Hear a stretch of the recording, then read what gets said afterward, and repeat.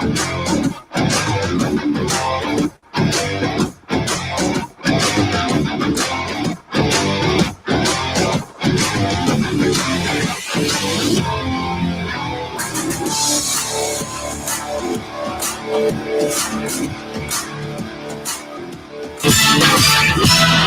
to experience the strongest radio allowable by law. Secrets will be revealed. Myths dispelled. From the studio gym where excuses never apply, it's Superhuman Radio with your host, Carl Lenore.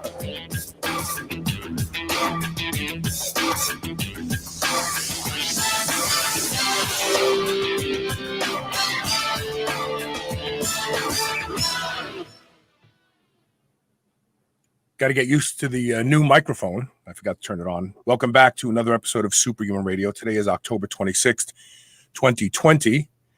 And the fall season is upon us. And soon it'll be Thanksgiving. And, you know, I always start every show saying this is a really important show, but today's show is also a really important show. And I know maybe you think that I think every show is important, but these topics that we discuss on Superhuman Radio are actually shaping and molding health, especially when we talk about nutrition, which is the first hour of today's show. We're going to talk about the role of dairy cows in contributing to greenhouse gases, and more importantly, also to some very important elements of healthy, wholesome nutrition. Then later in the show, we're going to talk about oxytocin. I think I've done more shows about oxytocin over the past decade than any other podcast out there. It became evident to me early on that oxytocin wasn't just the, connection hormone, the love hormone. From an evolutionary perspective, it makes a lot of sense on the pleiotropic effects of it. We're going to get into some of those today. And then Friday, we have a blockbuster of show on oxytocin that nobody saw coming. Maybe I did. We'll see. Of course, before we start any show, we have to thank our title sponsor, and that's none other than Legendary Foods. The website is eatlegendary.com. The code is SHR10 for 10% off. They just introduced a new tasty pastry, hot fudge sundae, with 15 grams of high leucine, high-quality dairy protein. They're proud of that. Less than 1 gram of sugar. Any of you who love Pop-Tarts, you have to try the tasty pastry because it's basically a Pop-Tart that has been improved to have high protein, less than 1 gram of sugar, and taste delicious. Fool your kids, put them in their lunchbox. They'll never realize they're eating something good for them. Go to eatlegendary.com, use the code SHR10, not only to save 10%, but to show them that you heard about them here on Superhuman Radio. And without further delay, I'll take my ugly mug down and share the screen with Dr. Robin White. How are you, Dr. White? I'm doing well today. Thank you. Thanks for being here, too. This is an important subject, and it's also a subject that takes a lot of courage. I have to say something. Because the ad hominem, phrases today, that how cows are destroying the planet because of cow farts. Sorry for my vulgarity. But they're contributing to greenhouse gases, and they're bad, and we shouldn't be eating meat, and we shouldn't be drinking milk, and all these other things that from an evolutionary perspective actually reshaped who we are and who we became. And doing anything counter to that narrative today takes a lot of guts. It really, really does. So at first I have to commend you for working on this research. And basically you have been a co-author on a study that shows that cows really contribute a lot less to dairy cows contribute a lot less to greenhouse gases, but provide hundreds of millions of people with much needed nutritional factors. Why this study? What led you to this? Yeah, it's a great first question to start out this discussion with. And it actually begins the story exactly as you're saying. I'm trained as an animal scientist and actually as an animal nutritionist. And the longer you involve yourself in the field of animal agriculture, the more negative things you start to hear about animal agriculture. As a scientist, it's my job to take the types of information that are available to the public and ask what type of factual basis there is behind that information. And so when we started, 10 or so years ago to see this rhetoric change from just the popular media to expanding into things like government policy documents and to take a major place in shaping the way that we define human nutrient requirements. And it started to become a really important question to ask, to take a step back as an animal scientist, to say, I'm trained to recognize the benefits of animals, but certainly the broader policy community, the broader American public, and perhaps even sections of the broader scientific community are starting to see really negative aspects of animal agriculture. So where is the truth between these two very different stories? The story that animals are a wasteful extravagance, that they're depleting our natural resources and negatively impacting our environment. And the story that I learned as an animal scientist, that ruminant animals in particular, cows and sheep, provide this incredible recycling capacity to our food chain, where they take materials that you and I can't consume and convert them into high concentration sources of protein. Surely the truth has got to lie somewhere in the middle. Cows aren't exclusively good. Cows aren't exclusively bad. So 3 years ago, actually, a colleague and I decided to tackle that question as it applies to U.S. agriculture. And we, in 2017, published a study focusing on what would happen if we removed all of animals from U.S. agriculture. The net result of that study was that we projected we would have a greater weight of food available, so more total food. But despite having more total food available, we would end up with more nutrient deficiencies. So additional nutrients that would not be produced in sufficient quantity to meet the needs of the US population. Along with that, the greenhouse gas benefit associated with this really dramatic shift in our agricultural system would result in less than a 3% reduction in total US greenhouse gas emissions. As a part of, or I suppose in response to that study. Wait. I have to stop you because yeah, certainly. You just kind of just rolled over something. So you're saying if we eliminated all animal husbandry, chickens, everything, all animal husbandry, that all the total net impact on the accumulation of greenhouse gases would be around 3% of the total emissions produced in the US, correct? I mean, like right there and then, people with, and sadly, I'm going to say this and with real depth of sadness, but there's not a lot of critical thinkers out there any longer. But I would think that anyone with critical thinking skills would go, wait a minute, you're telling me not just cows, but every animal that we use today in animal husbandry, we just stop all of that. And all we're going to do is make a 3% dent in this huge, quote unquote, greenhouse gas problem. Well, that's not the issue. So let's forget about the animals and move on to something more sensible. Yeah, certainly whether you view 3% as a large progression toward our goals or a small progression is very much kind of in the eyes of the beholder. If you compare that in the context of the types of reductions that we would have been mandated to meet under things like the Paris Agreement, I certainly view it as kind of a drop in the bucket. It's almost a little over 10% of what we would have attempted to achieve. But certainly, when you weigh that against the potential socioeconomic consequences of disrupting our agricultural system, the potential practical consequences, it starts to present itself as a less than ideal solution. Right. Okay, so this particular study, you looked exclusively, now you've looked at all animals in the past, so we can actually bring some of that information into the discussion as well. But this particular study, you looked at just dairy cows. Why did you look at just dairy cows? Just curious.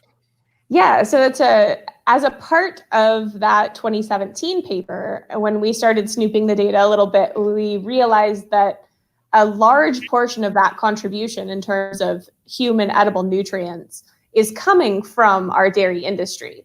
Of course, dairy cattle are also ruminants, and so they produce methane and therefore almost by default are associated with higher contributions to greenhouse gas emissions than perhaps some of our other monogastric animal species, pigs and chickens, which do not produce methane. So they became a really interesting case study to evaluate some of the assumptions that we used in that 2017 paper. Because in response to that paper, we had some questions from the animal community about how would you go about eliminating animal agriculture? What would that look like? And we had some questions from other scientists that perhaps want to have historically highlighted some of the negative aspects of animal agriculture, questioning how our assumptions in that previous study influenced the results that we came out with. Because, of course, we don't have a system. There are no agricultural systems recorded in the world that do not have animals. That should point us toward a finding in and of itself.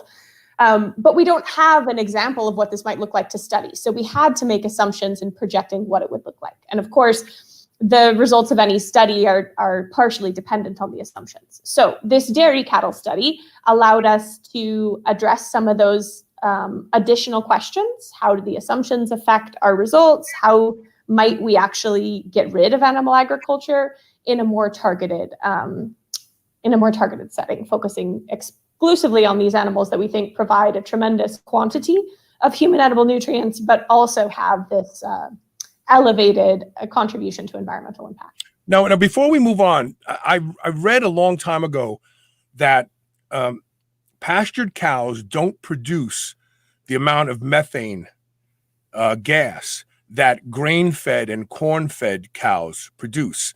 So in theory, if you let cows do what cows were designed to do, and that is just go and graze on grass, this whole contribution to greenhouse gases kind of fades away. Is there any truth to that, or is that a misunderstanding? That's actually a little bit backwards.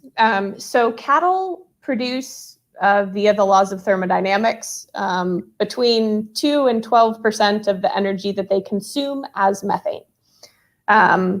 Energy is neither created nor destroyed, it merely changes forms, right? And so somewhere between 2 and 12% of the energy they consume will be emitted as methane.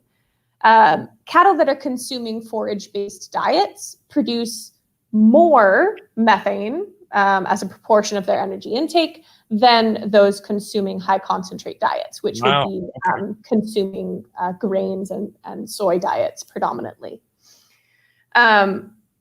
There are a few reasons why moving animals to a forage-only diet may contribute to reducing greenhouse gas emissions, particularly in the case of dairy cattle in the US. And that is mostly because we would diminish their production level. So we feed dairy cattle a ration that's roughly 60% forage, so grasses and hays and silages. That is in part to try and elevate their feed efficiency, meaning to produce more milk per unit of feed input. If we allowed them to exclusively consume a forage-based ration, they wouldn't produce as much milk and they would have a lower feed efficiency. They may also have lower net methane emissions, but it's not really a fair comparison because you're not comparing them on the same production level. Right. So you'd have the concurrent kind of negative benefit of reducing the total quantity of milk available for human consumption. Okay. All right, so you looked at 3 different ways to assess the potential impact on either reducing or eliminating dairy cows in general. Talk about those first. Yeah, so like I said, we had some questions from our fellow animal scientists about, have people actually thought about how we would get rid of animal agriculture? Because most people, I think if you took a survey and you asked, what do you think of when you think of getting rid of animal agriculture, they would think of retiring cows out to a pasture, much like the lovely background image you have here, and allowing them to sort of do their thing as cows, and we would no longer and just pass away. Exactly. The interesting aspect of that is that they would no longer be a livestock species. They would actually be a feral population. And so you would have to look at the challenges associated with managing that population, much like we look at issues like the feral horses in the US or our urban populations of wildlife. Yeah, because what farmers would summarily do is just start killing their cows, because if they're not generating money with them and they're tying up land and water, now the farmer has become a zoo with no income. And so they would have to start killing all their cows. That's what they would end up doing. And then we'd have a group that would say, oh, this is so unfair to do to cows. Yeah, so we take our retirement scenario, that's what we call it, kind of takes the lens of maybe past that social unrest in the transition period, and assumes that we get to some stable state where we treat cows as a feral population. So I live in the suburban southwestern Virginia. I have a herd of about 25 deer that come through my yard every night. Anybody in a similar situation could probably imagine maybe 15 deer and 10 cows coming through their yard every night. Yeah. So how we would manage that, again, comes to some very interesting socioeconomic questions. Would we be hunting cattle? Would we be working on some different population control mechanisms like we have with feral horses? Either way, there's a pretty substantial expense associated with how you're going to maintain animals at a target population like that. So that was one scenario, right? And we tried to make that scenario as realistic as possible, given what we thought the average American consumer would imagine when we say we're going to get rid of cows. Then the scenario kind of on the opposite end of that is the economically realistic scenario. So US consumers say that they're no longer going to consume dairy products. There is a tremendous opportunity for international export and for processing of dairy products. And so US producers are going to continue to produce milk under business as usual scenario, and all of those nutrients no longer go to the US. Which is, again, probably the economically realistic way that this would occur. But it would have impact on greenhouse gases, because basically what you're saying is it's going to be business as usual, just the targeted consumer changes. That's it. Exactly. Yep. So we consider those to be kind of two opposite ends of the spectrum. And then we have a mid-range scenario, which would represent some sort of policy intervention where we slaughter all of the animals. So we tell our dairy producers, maybe we're going to pay you off, maybe there's going to be some incentive to do this, but we're going to go ahead and slaughter all of the dairy cows in the US. That's going to contribute a one-time food source. And again, we're going to evaluate kind of the post-apocalyptic, if you will, result of that. Right. We no longer have dairy cows. That land that was previously used to house them can be used for other things. The land previously used to feed them can be used for other things. And those nutrients are no longer being Well, produced. now I want to speak to that for a second, right? Certainly. The majority of Americans are under the misassumption that cows are grazing on what is considered arable land that would be, oh, well, if the cows aren't used, we'll just plant crops of alfalfa and kale. No, the large majority of land in the United States is not eligible for growing crops because it's on hills, it's in the woods.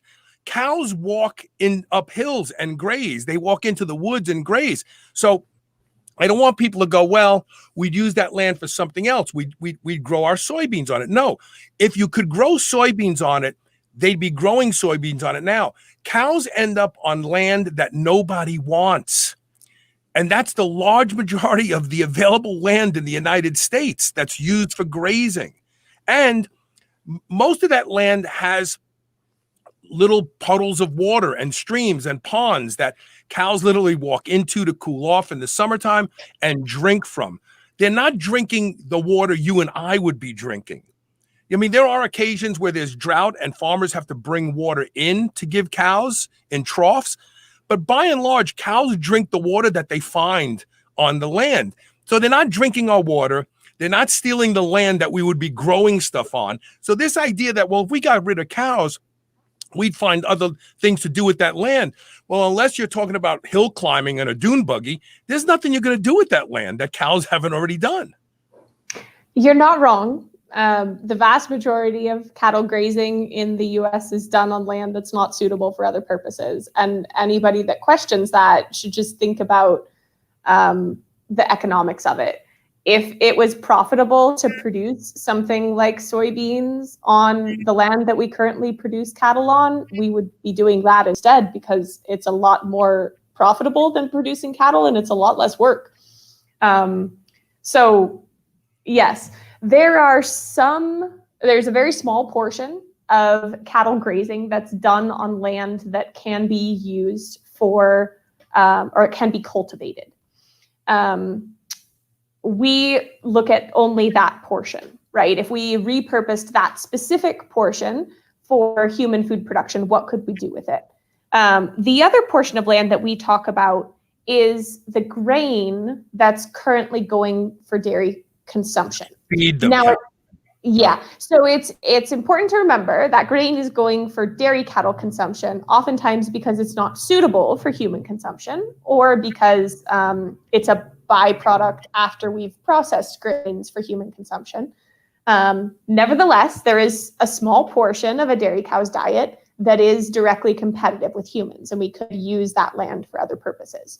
So when we talk about repurposing land, those are the types of land resources we're talking about. And it's a great thing to point out to the lay reader that those are very small tracts of land in the context of the US agricultural system. Right. So the downstream effects now, I remember reading an article by someone who's actually on the show that showed that grazing, cows chomping at the grass, actually has an ability to recycle carbon dioxide, and that the actual actions of grazing contribute benefits to the ecological system. Is that true, in fact?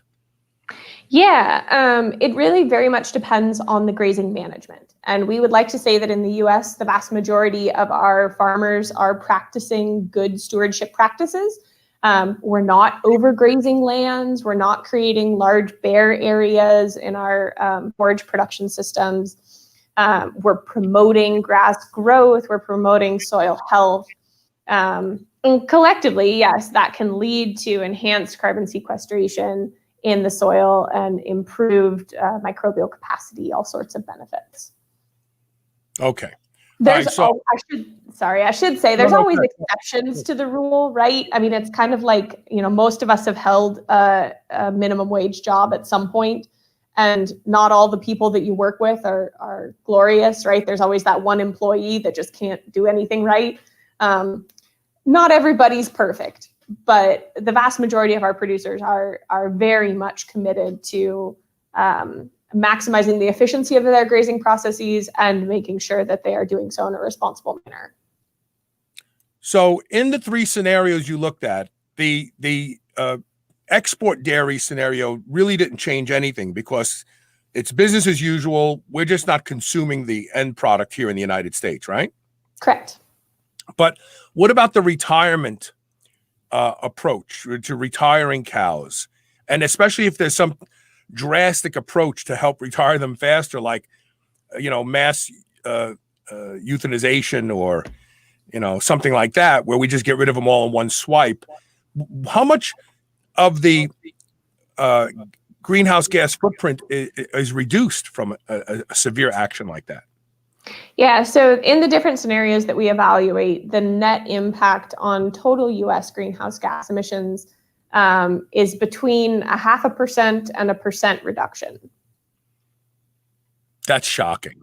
So all this noise we hear constantly about how selfish we are to want cows and to raise cows because they're destroying the planet. I mean, people actually say that. They say cows are destroying the planet.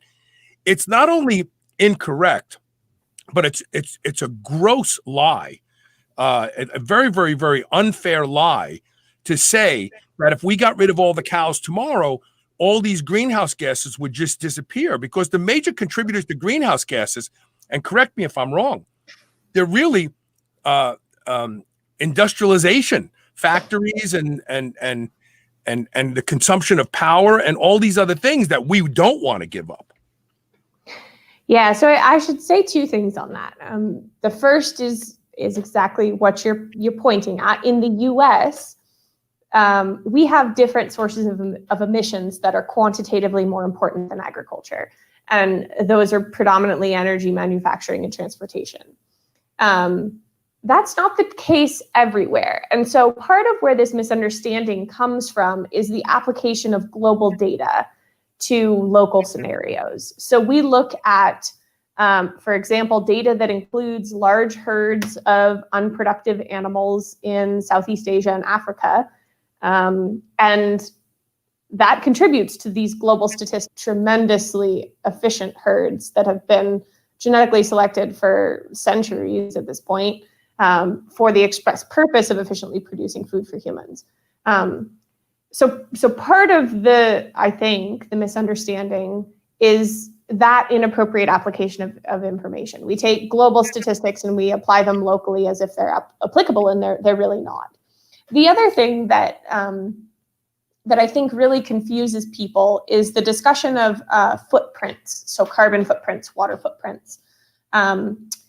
If you look at the carbon footprint of a beef, as an example, we're talking about dairy, but if we look at beef, in the US, it's probably 16 to 18 kilos of CO2 per kilo of beef. If you compare that to a kilo of corn, that's less than 1 kilo of CO2 per kilo of corn. So if you just look at those two numbers, it's easy to understand how somebody who, again, is not thinking critically, would say, oh my gosh, moving away from this high intensity product is going to be an environmental benefit. What we don't consider in those types of footprint calculations is why we consume those products. So as humans, we consume beef for very different nutritional reasons than we would consume a kilo of corn. And to say that they're equivalent just because they weigh the same is a complete fallacy.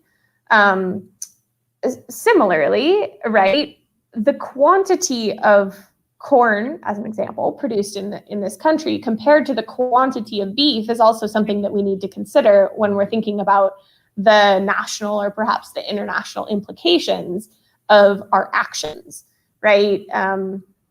We produce a tremendous amount of cereal grains in this country, and they go for a wide variety of purposes, not just human consumption.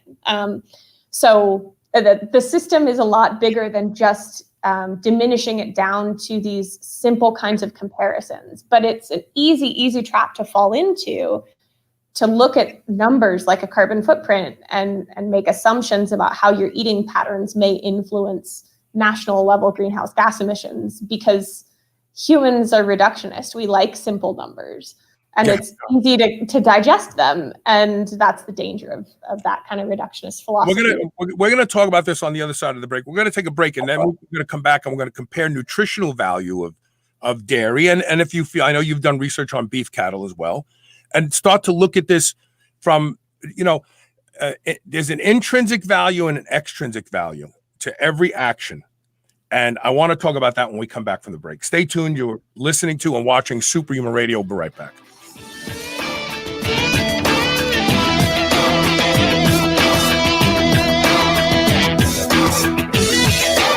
Guys, you've heard about this revolutionary acoustic wave technology that improves your sexual performance. It's been used in Europe for 20 years and has a 90% success rate of reversing symptoms of ED. Even if you're not suffering from ED, it can take you back to peak sexual performance of your younger days. The Phoenix uses powerful sound waves to clear plaque blockage and substantially increase blood flow. It's easy to use, has no side effects, and can be done in the privacy of your own home. Doctors have been charging thousands of dollars for these treatments. Go to shrnetwork.biz/Phoenix and use the code SHR for a special superhuman deal. Regain your sexual prowess today. Whether your goal is to build muscle or burn fat, you'll find everything you need at Redcon One. Need help getting a good night's sleep? Try Fade Out, or the most popular pre-workout supplement on the market today, Total War. Sign up for their new Transformation Challenge and win $10,000, or shop for apparel that people at the gym will know that you are serious about your training. Need a testosterone booster that works? Check out Boomstick. Whatever you need, you'll find the best quality supplements on the market at Redcon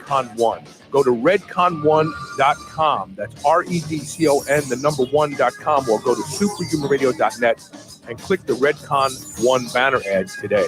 Everybody wants to feel better, be healthier and happier. If you don't sweat profusely on a regular basis, you won't feel as good as you could. Studies have shown the power of infrared sauna. Infrared penetrates 1 to 2 inches into the body. It helps those with back pain, fibromyalgia, arthritis, depression, and anxiety. Patients get relief from infrared sauna. The Good Health Sauna has been shown to be an exercise mimetic, conveying many of the same benefits as cardio. There are a lot of reasons people buy a Good Health Sauna, but the bottom line is you will be a much happier, healthier person by using the Good Health Sauna every day. You'll crave it, you'll love it, and it will be the best purchase you have ever made. Good Health Saunas provide commercial-grade saunas for in-home and commercial use, backed by the best lifetime warranty in the industry. Unmatched customer service and the best financing makes owning one easy and will fit any budget. Go to goodhealthsauna.com/superhumanradio to learn more and save 25% off. Proper hydration can lead to improved endurance, performance, and recovery. When we sweat, we lose valuable electrolytes that must be replaced. That's why Element created a zero-sugar, science-backed ratio of electrolytes that you can add to your water. It comes in 3 flavors. Sample them all risk-free with the Element Variety Pack. Carl's favorite is raspberry. Free shipping on all U.S. orders. Go to shrnetwork.biz/LMNT and get yours today. New Mass Pro Synthogen X2 just upped its own legendary game. To distance itself even further from the rest of the pack, Synthogen X2 now has double the key active ingredients. If you've ever wondered what steroid-like recovery feels like, Synthogen X2 delivers. See why others compare it favorably to powerful bodybuilding drugs at synthogen.com. Mass Pro Synthogen. When you train with it, you'll gain with it. If there is one mineral you should be worried about not getting enough of, it's magnesium. Magnesium is the body's master mineral, powering over 300 critical reactions, including detoxification, fat metabolism, energy, and even digestion is influenced by the presence of magnesium. That's why I'm so excited to tell you about a new magnesium product I've been taking now called Magnesium Breakthrough. It's the ultimate magnesium supplement, easily the best I've ever seen or experienced. With all 7 forms of magnesium, I was able to arrange an amazing deal for my audience, and I guarantee it's the best deal available on this product. Seriously, with volume discounts combined with our custom 10% coupon code SHR10, you can save up to 40% off select packages of Magnesium Breakthrough. And I promise that this deal is only available on this specific website, magbreakthrough.com/SHR. You won't find that deal on Amazon or even on the company's own website. Go to magbreakthrough.com/SHR and use code SHR10 to save up to 40% off select packages of Magnesium Breakthrough. Move over, superheroes. This is the Superhuman Channel.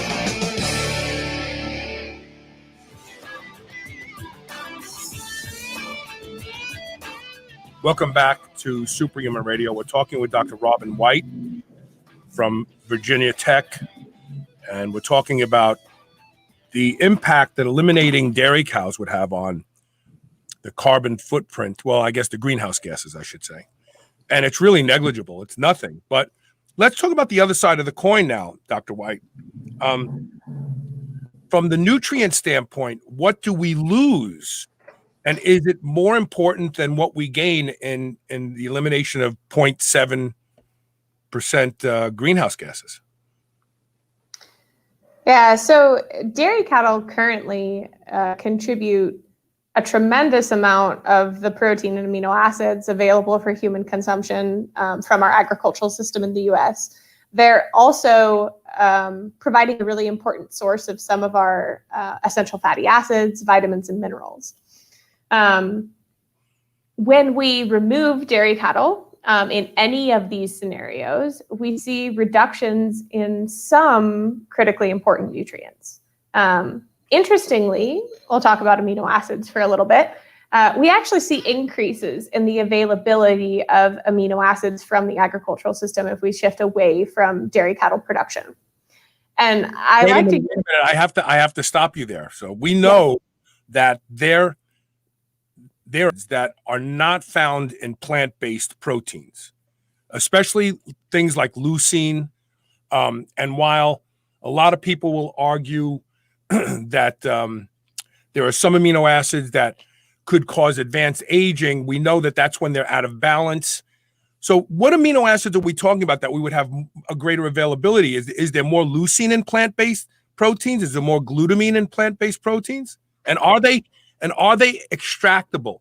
Another discussion that came out of Don Lyman's lab up in University of Illinois was plant-based proteins aren't always bioavailable. Take in the case of soy, the antitrypsin inhibitors and soy protein really isn't very available, and that's why people get a lot of gas from eating soy protein. Speak about that, the amino acids per se.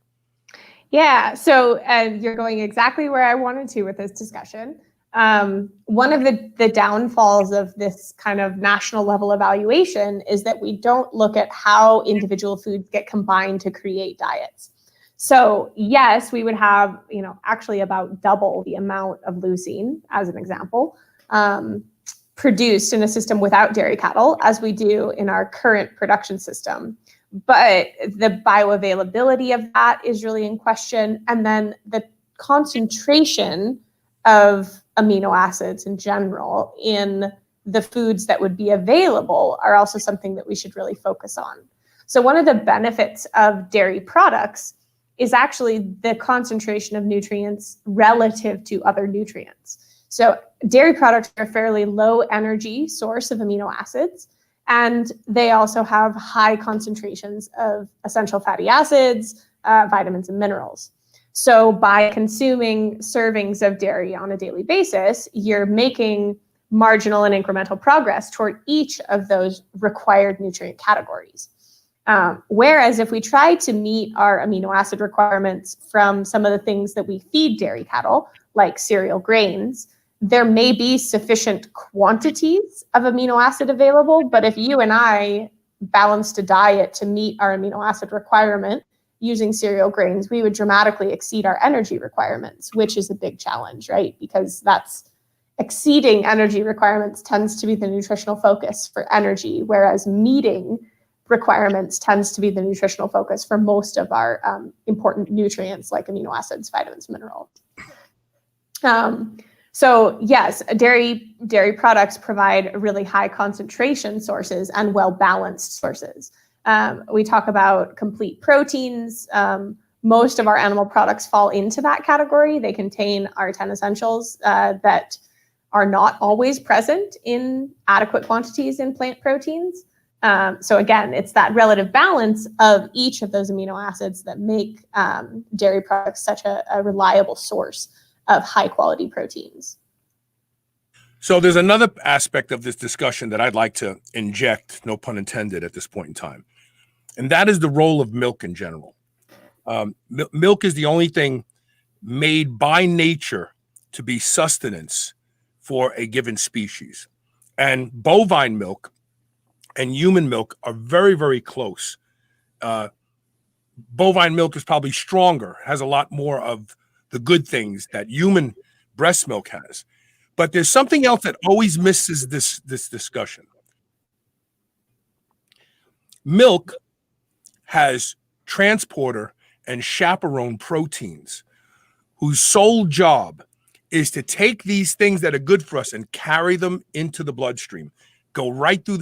So we know that amino acids in a free-form environment are reach the bloodstream through the lining of the stomach. They don't have to go through the whole digestive process entirely. And I can't speak to pasteurized milk. I've been a raw milk drinker for almost 20 years now. I only drink it seasonally. Cows don't like to give milk in the wintertime. It's a great energy expenditure. So I only drink it a few months out of the year. But we know that in raw unpasteurized milk, and perhaps in pasteurized milk, these transporter proteins and chaperone proteins remain intact in the milk, making the milk do magical things. Would you speak to that? Am I too far out off center now, or what do you think? I'm just gonna go ahead and say that particularly the discussion of pasteurized versus unpasteurized milk there would be outside my area of expertise. Yeah, I get that. I can talk about the relative importance of the different nutrients and how they balance to human requirements, but probably not much more than that. I'm sorry. Okay, that's fine. So getting back to this discussion, when we look at the elimination of dairy cows completely for the impact on greenhouse gases, and then we look downstream at the literal elimination of nutrients from the available diet, which one wins? Isn't that a good question? This is one of those really important socioeconomic challenges that I think we need to agree upon how we're going to address as a society. We take the standpoint in most of our studies of framing these discussions around meeting our domestic population's nutrient requirements as a necessity. That's the major goal of the agricultural system, is to provide sufficient sustenance for the humans in this country. There's, of course, a tremendous international exchange of nutrients through agricultural imports and exports. And that international exchange is something that's truly fascinating, and how the US agricultural system works into that is very complex. But nevertheless, it's the primary job of our agricultural system to provide sufficient food for the people of this country. It's also the primary job of the agricultural system to do that in a manner that doesn't impede our ability to continue that work for future generations.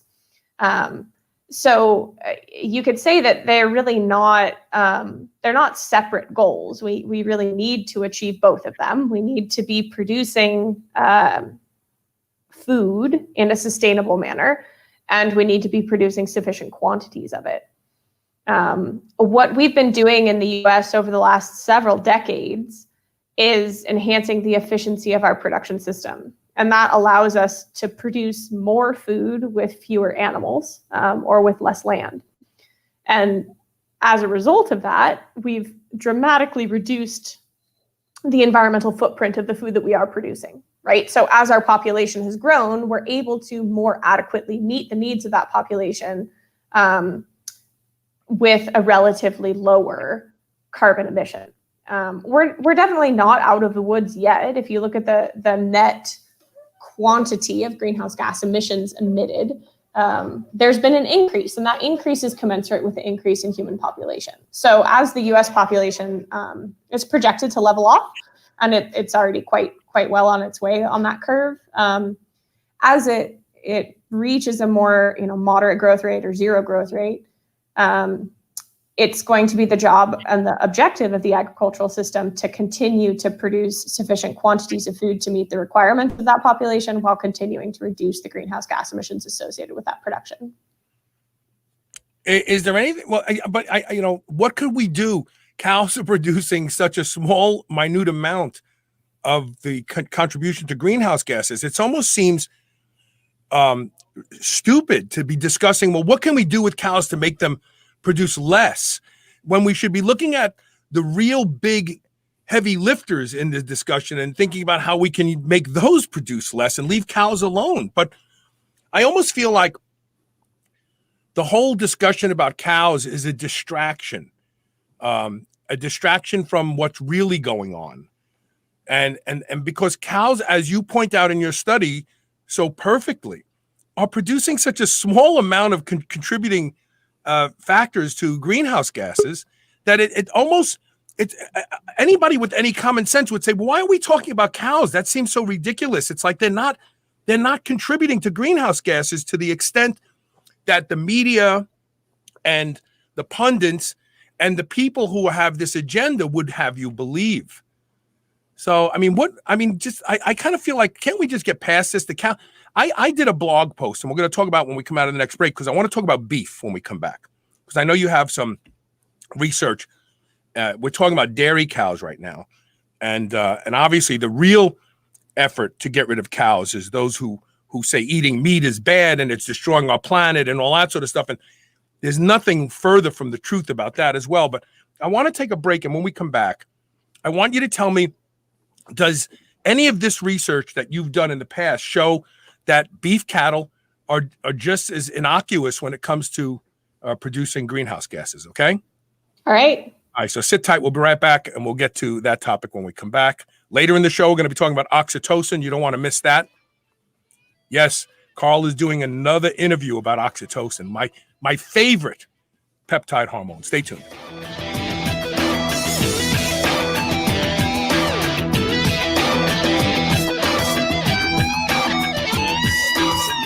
Mind Bullet is a kratom product derived from the coffee family to boost energy and creative juices. Mind Bullet comes in both pill and liquid form for the ultimate pre-workout supplement. When needing a little pick-me-up or to get through the morning fog, Mind Bullet will set your productive course fast. Go to shrnetwork.biz/mindbullet, all one word, today, and save 20%. No subscription required. That's shrnetwork.biz/mindbullet. Get yours today.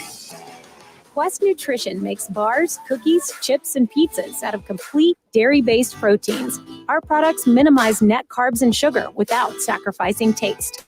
Each delicious chocolate-flavored chip, cookie chunk, and crunchy crumble is custom-made to maintain Quest macros. It's time to enjoy foods that work for you, not against you. It's time to enjoy your Quest. Whether your goal is to build muscle or burn fat, you'll find everything you need at Redcon One. Need help getting a good night's sleep? Try Fade Out, or the most popular pre-workout supplement on the market today, Total War. Sign up for their new Transformation Challenge and win $10,000, or shop for apparel that people at the gym will know that you are serious about your training. Need a testosterone booster that works? Check out Boomstick. Whatever you need, you'll find the best quality supplements on the market at Redcon One. Go to redcon1.com. That's REDCON1.com, or go to superhumanradio.net and click the Redcon One banner ad today.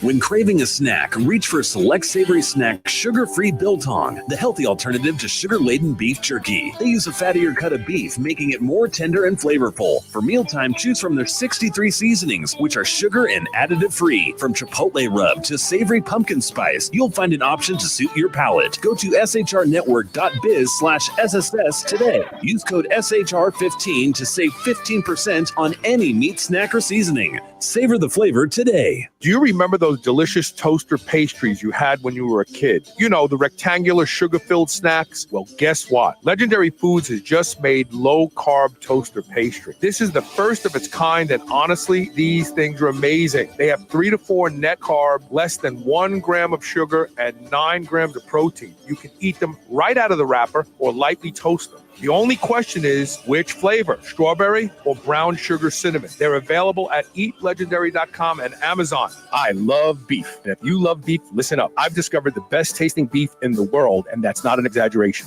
at Piedmontese.com. The Piedmontese breed is famous from Italy for being lean and unbelievably tender, with half the fat and calories of traditional beef. Even typically tough cuts are tender when it comes from the Piedmontese cows. And for the first time ever, Piedmontese cows are being raised here in the USA. Get 25% off all beef and free shipping on orders of $100 or more at Piedmontese.com with code SHR. Go to Piedmontese.com and use code SHR today. You will never eat any other type of beef ever again. This is the Superhuman Channel, doing reps with the weight of the world.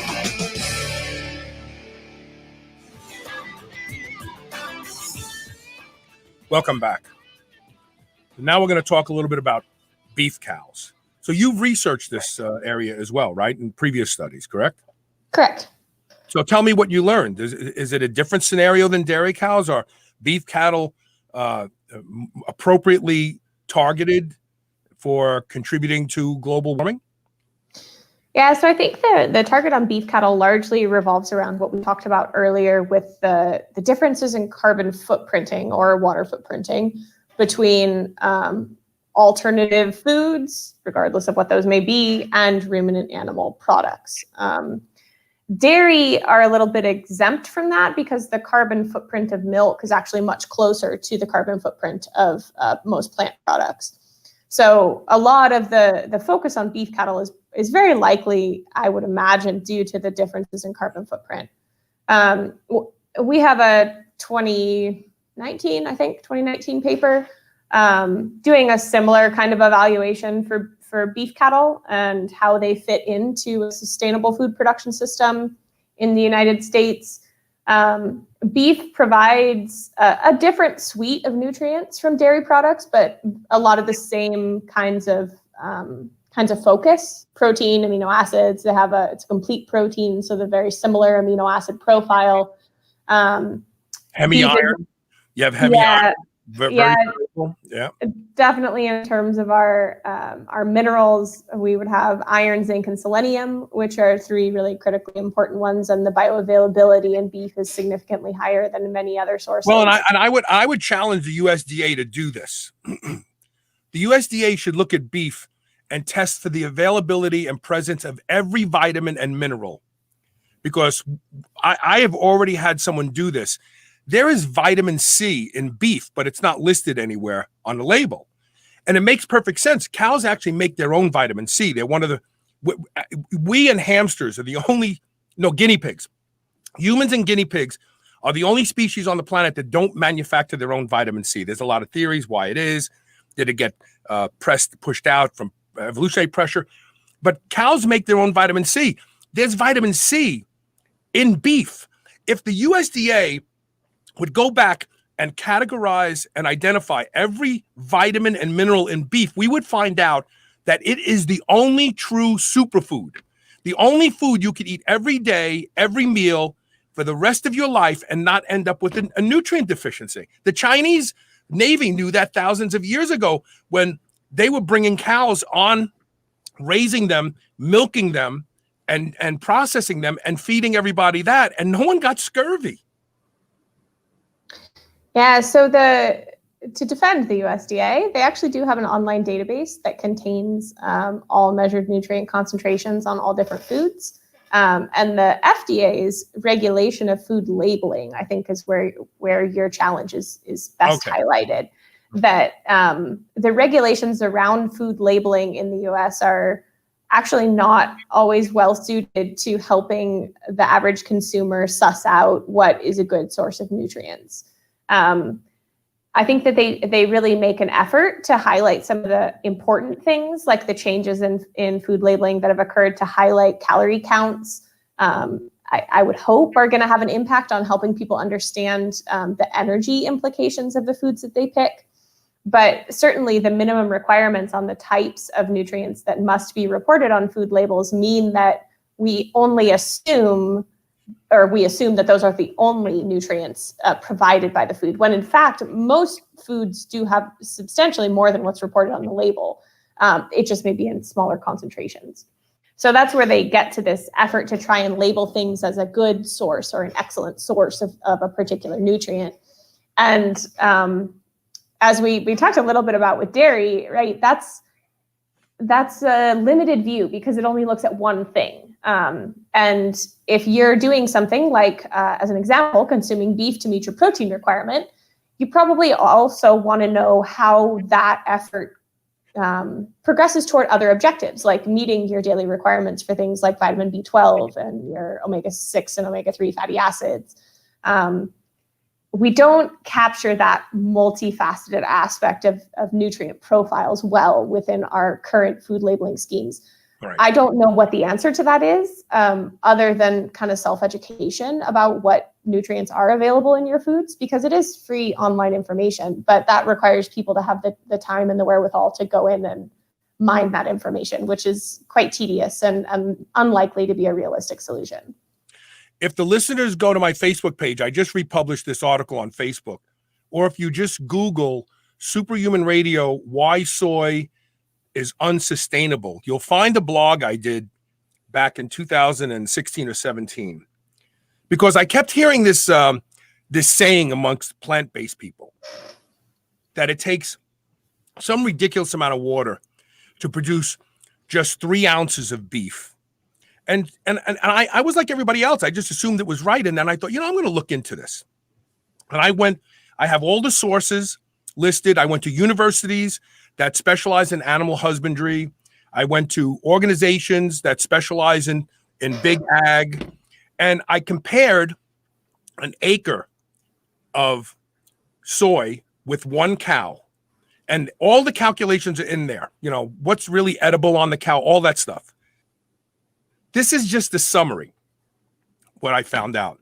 3-ounce serving of beef provides 578 kcals, while 3-ounce serving of soybeans, 382. So just from an energy standpoint, beef wins.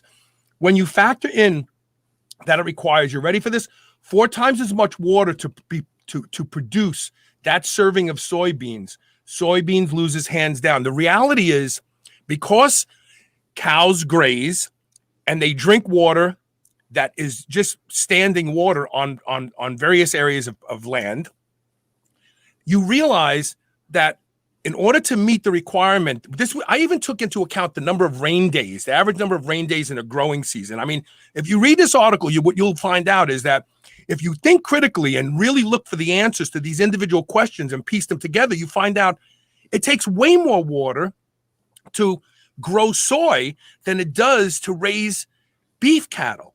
And no one's going to pick this article up and promote it because it doesn't fit the agenda. But go Google Superhuman Radio, why soy is unsustainable. Read the blog post.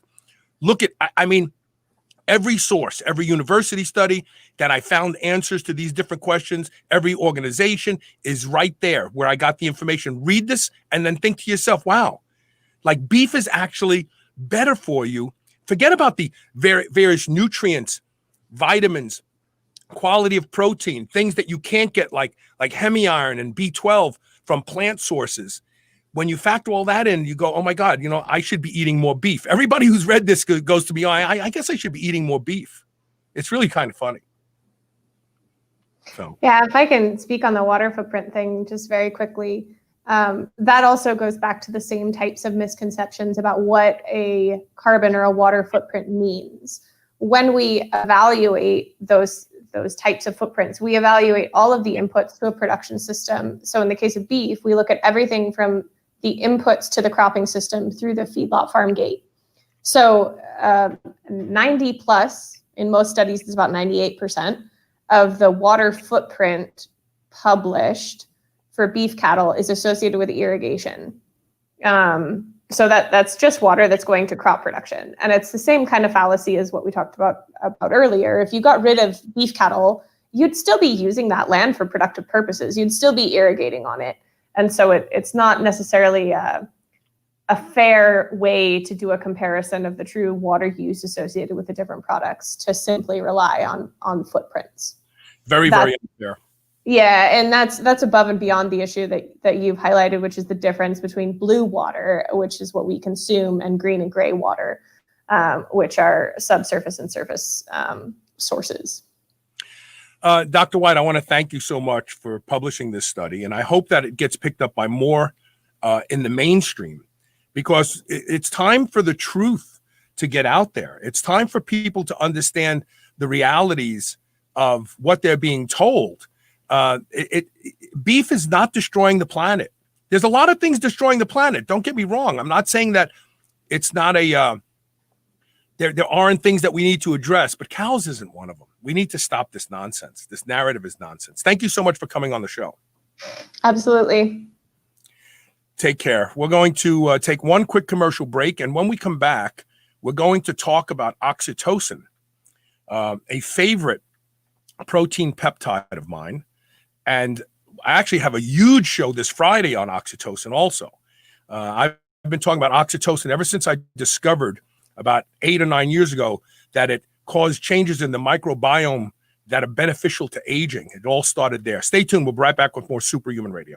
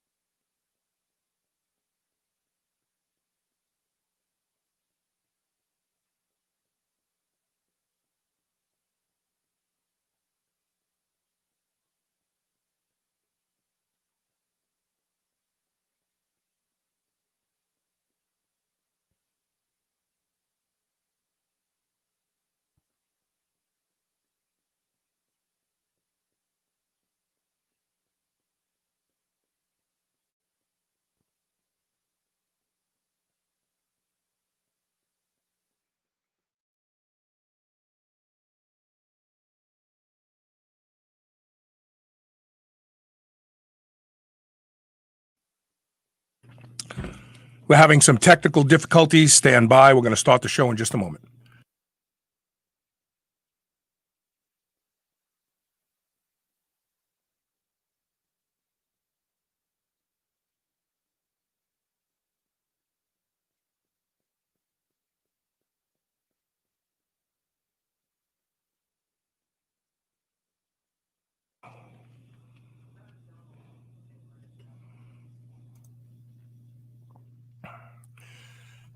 Hi, Rita. Can you hear me? Hello? Hello. Hi, Carl. Hello. Okay, Hello. we're going to start the show in just a minute. Just sit tight. Okay.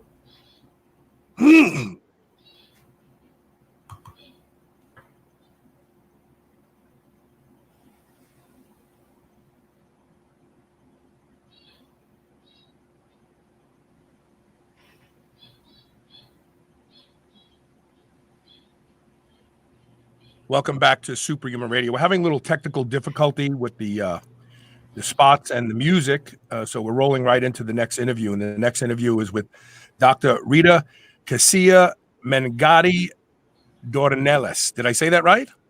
Yeah, right. Close enough, right? Welcome to the show. So your discussion today, we're going to talk about a study that you recently published on the effects of oxytocin and osteoporosis. Why this study? What research preceded this, that this seemed to be the next logical step? Okay. It's a pleasure to talk about my study. I study body metabolism in female in periods of aging and about osteoporosis. And oxytocin is very interesting because the cells born present the receptor for oxytocin. So oxytocin is peptide produced in any cells with bone cells, cells that action in formation and reabsorption. And this female, during the aging, it is very necessary the control of working these cells for formation bone and decrease the reabsorption the bone. Okay? Okay. So the oxytocin has always been thought to be a hormone related to breastfeeding and birth and orgasm. So it's called the human connection hormone. But we're learning more about oxytocin now, that it actually has some anabolic effects, and in the case of osteoporosis in postmenopausal women. So what was the indicator to you and your group that it did this? Why would you even look at it for osteoporosis, given that it's always been thought to be associated with childbirth and breastfeeding? Okay. In the beginning of 2000, the paper interesting about oxytocin and body metabolism. But with a young animal. And in my lab, we studied with aging and a period of aging in female. The oxytocin is produced in the hypothalamus, okay, right. But in the bone cell also. But So it's produced in the bone cells as well. in bone cell also. Yes. Why? What's the action in bone cells? Right. When the action in bone cells?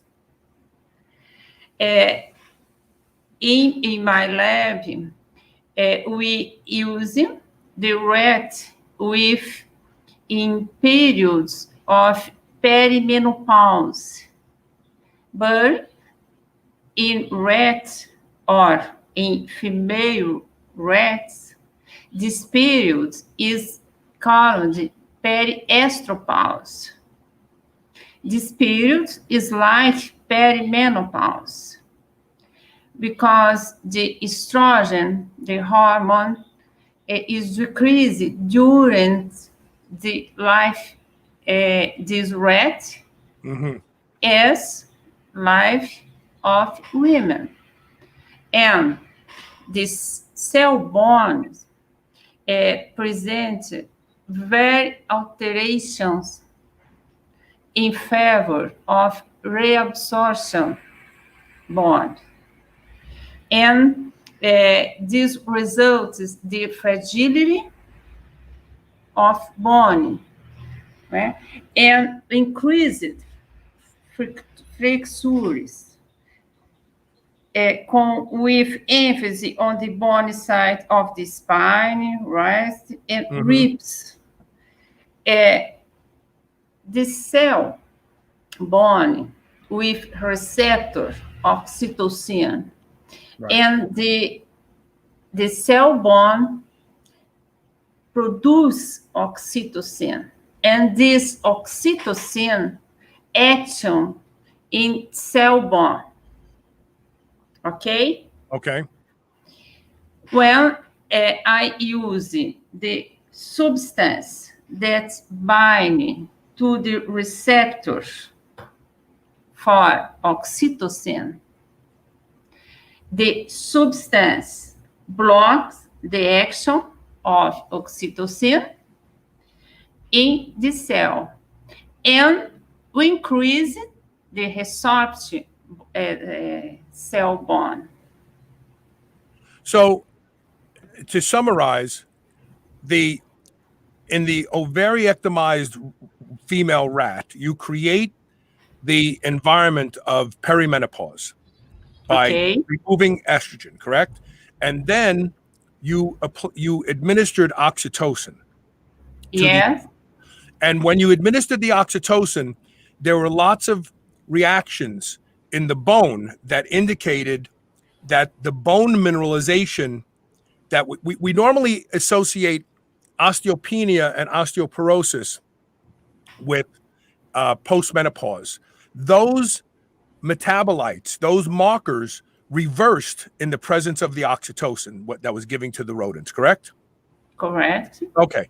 So what kind of dose? You only gave the rodents 2 injections of oxytocin, and you look 35 days out, which means that just those 2 injections had a profound effect trajectory further out. What was the dose of oxytocin that you gave to the rodents? Okay, it's right. 2 injections, oxytocin, and 35 days after this injector, we analyze the structure bone, and because the remodulation cycle for structure bone is very long. Ah, okay. It's very, okay. Mm-hmm. Okay. After 35 days in aging rat, it is possible showing the action of oxytocin in cell. So could it be the role of estrogen, and like in the United States, we have a lot of women on estrogen replacement therapy postmenopausal, And a lot of these women, the science shows that their bone mineralization improves when they take estrogen.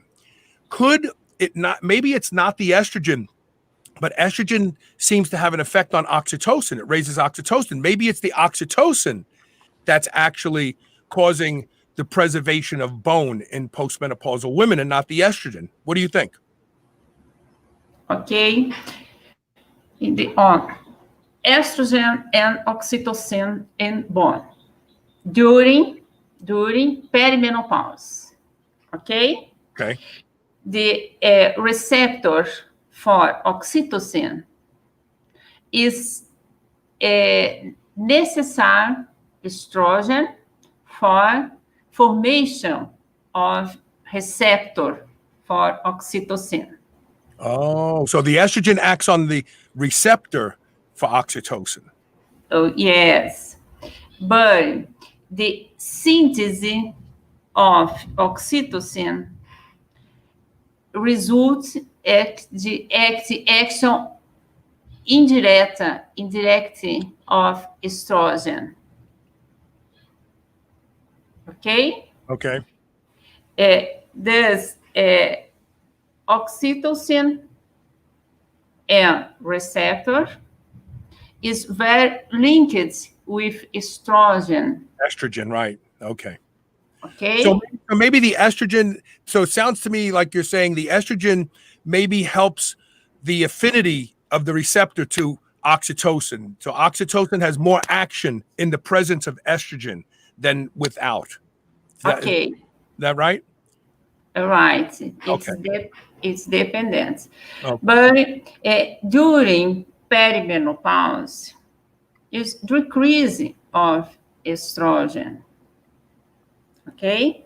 Okay. In my lab, we are studying with association estrogen and oxytocin. Mm-hmm. But the results next year, in this moment, I don't have that result. Okay. Yes, yeah. Because I need study with the as the organism at female in natural aging. It is necessary the perimenopause because in the menopause the resorption bone is very, very increased. And my lab, we study the prevention of the osteoporosis and osteopenia. Right. In this moment, we are studying associate the oxytocin and exercise. Mm-hmm. Oxytocin and exercise. Is the result is very, very interesting. Yeah. Because this association is very positive for the formation bone and decreasing fragility of bone in perimenopause. Right. Or perimenopause. This is true in men too. So I for the better part of 4 years, I have been injecting oxytocin in small amounts. I recently started using more because of a study that we're going to talk about this Friday with a scientist about oxytocin. But I did my first show on oxytocin about 7 years ago. When the study was looking at the microbiome and a specific microbe called L. reuteri. And L. reuteri in rodents and in humans is associated with better aging. When you have a lot of L. reuteri in your stomach, you seem to age better, look younger, stay younger. Well, during that discussion, the scientists, I asked a lot of questions, and I asked about blood work. Well, did you do blood work? And did you see any changes in testosterone and estrogen? And she said, well, we do see a presence of higher levels of oxytocin in the blood that correlates with the microbe L. reuteri. I thought this is interesting. And about 6 or 7 months later, I had a scientist on the show who published a study, and the name of the study was old muscle act like young muscle with oxytocin. And they showed how the old rodents that were given oxytocin, their muscles repaired faster than the young rodents. And I thought, well, I'm going to start taking oxytocin. Now, I have gradually increased my oxytocin. I take oxytocin 3 times a day, never early in the morning, because it suppresses cortisol. It suppresses cortisol dramatically. But I take 3 shots of oxytocin a day. One of them is right after I work out, after I lift weights. I take 50 IUs of oxytocin in 1 shot. It makes my head feel like it's going to blow up, and I feel flush for a couple minutes, and then it goes away, and then I'm nice and relaxed, and I feel good. So what I want to ask you is, in this study, the rodents were given 2 injections of oxytocin, synthetic oxytocin. What would be the human equivalent of the injections that you gave to the rodents? Just curious. Yeah. My study with the rat. And the rats is very similar with the women. Oh, okay. With the extractor bone and nervous, but it is necessary the study preclinical and clinical for determine, for suggest the injection, the application for the women. Mm-hmm. Okay? Okay. And in my rats, we analyze the liver because I need saber, desconhecer, research about the damage, Okay. the oxytocin in the organism. Okay. But in the liver, this oxytocin not cause damage.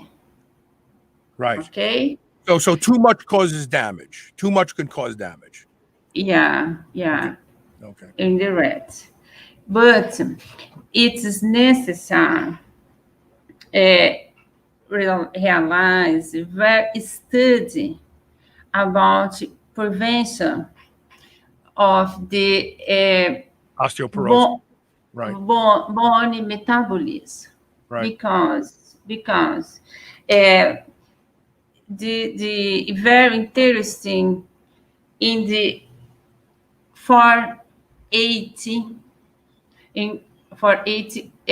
3 seconds, 1 fracture occur in the worldwide. In the just a moment. Okay. Just a moment by that aqui, ó. The current worldwide occurrence is 1 fracture every 3 seconds, 1 in 2 women and 1 in 4 humans. Right. Right. There are projections of a significant increase in the incidence of fragility fracture in the coming years, and the rate for usage 50%, and Brazil 629% at 2050. It's frightening. So Okay. this research shows that oxytocin could actually prevent a lot of these fractures that women suffer from. Yeah. In the rats with receive oxytocin, right? 31% increase in bone density. Right. Okay, and 39 more bone strength compared to rats didn't receive oxytocin. Right. That's it. That's significant.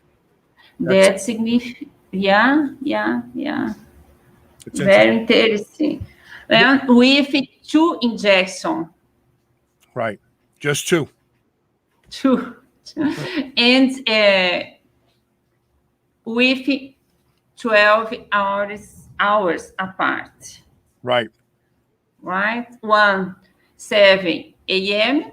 and other 7 p.m. Finish.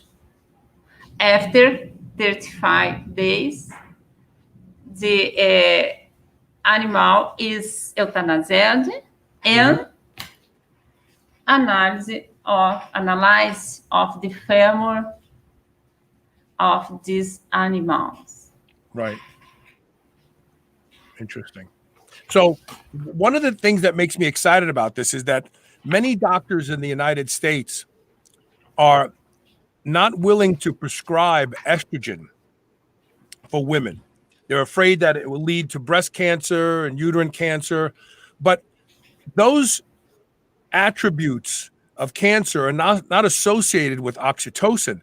So perhaps through your research, maybe some years, doctors will start to prescribe oxytocin for postmenopausal women to avoid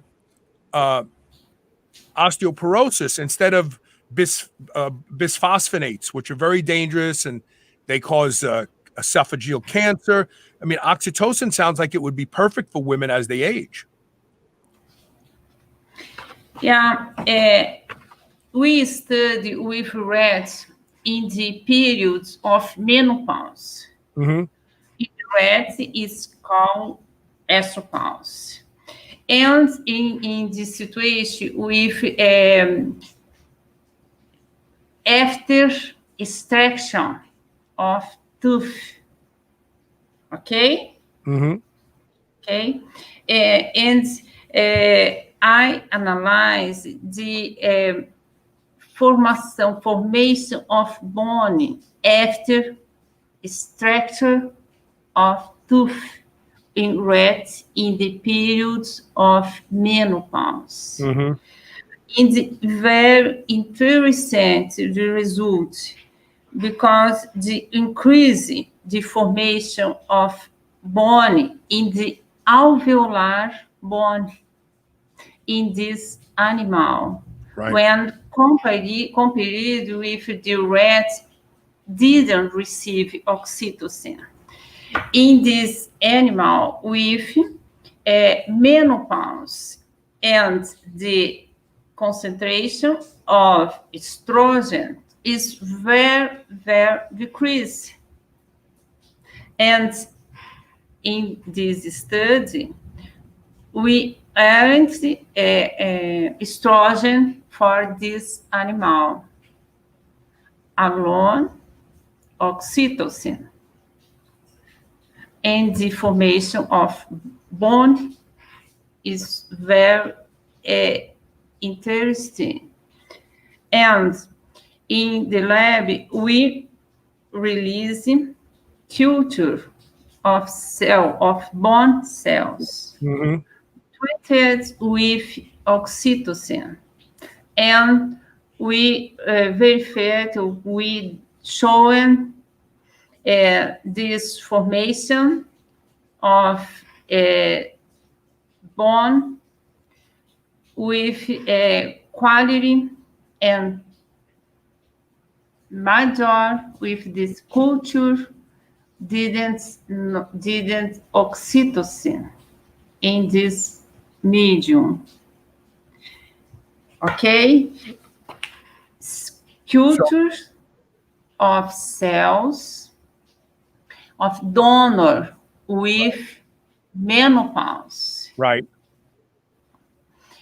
But when I study perimenopause in these periods prior the menopause, and the estrogen is decreasing, né? Mm-hmm. But there are increased estrogen when the compare were menopause. But the bone formation is major, Right. and very consistent when compared the rats in menopause. Right. Right? Right. Right? Okay, these studies result in showing positive performance of oxytocin in control and prevention of decreased bone formation, Mm-hmm. and greater bone resistance, being promising for the control of fragility and fracture, because is necessary prevents of fracture. I mean, that's exciting, because that's the whole reason that women take drugs to prevent osteoporosis, so that they can avoid fractures and fragility. And this is very exciting. Oxytocin is a naturally occurring endogenous protein peptide, and women could be given oxytocin instead of drugs that have horrible side effects to keep them from developing osteoporosis. And I would imagine they'd feel better, because oxytocin elicits a sense of calm, a sense of happiness.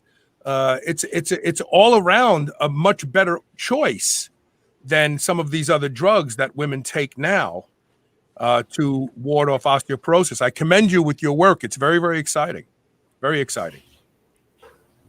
Yeah. The action oxytocin in the brain and core areas relation to happiness and pleasure. Right. However, in the bone, it is necessary for the bone to produce oxytocin and action within our cells to increase bone formation structure. Right. Okay. So it has to be made in the bone. I get it. It has to be made in the bone. Yes. The bone is producing the oxytocin for the action, the oxytocin in bone cells. Right. Okay. Mm-hmm. That's very interesting. Very, very interesting. Yeah, this is exciting. I hope that so you already have other studies you're working on, but the results aren't ready yet. When will you have new research to promote? Next year? Excuse me, sorry, repeat. Yeah. So you said earlier that you're already having other research that you're working on, but the results are not available yet. When do you foresee publishing the next paper on the effects of oxytocin in bone mineralization? Oh, yeah. Next year? Next year. January, February, in the next article about oxytocin and exercise. Excellent. I can't wait for that one, because that's how I use it now. I use it after I lift weights. I take my oxytocin and a couple other peptides post-workout. I'm looking forward to that one. I want to thank you so much for making time to come on the show today. Okay. Thank you very much. Okay. And sorry for my terrible English. No. You're fine. We understand. I understood everything you said. I know what you're talking about. Thank you so much. Thank you. Okay, calm. Bye-bye. Thank you. Bye-bye. Bye-bye. So that's it for today's show. We had a little technical difficulty, so you didn't have to listen to a commercial break. And you won't have to listen to the music going out, because I'm just going to have to pull the plug on the show because I don't think I can play music. Let's see. Let's just see what happens. I don't think so. Yeah, no. My soundboard went bad. It's been on its way out. That's okay. We'll do a show tomorrow. It'll be fine. I will see everybody tomorrow. Tomorrow's Tuesday. We have the Blueprint Power Hour. Don't miss that. Send your questions to onair@superhumanradio.net if you want Coach Rob and I to answer them. And we'll see everybody tomorrow with more Superhuman Radio. Thanks for being here today.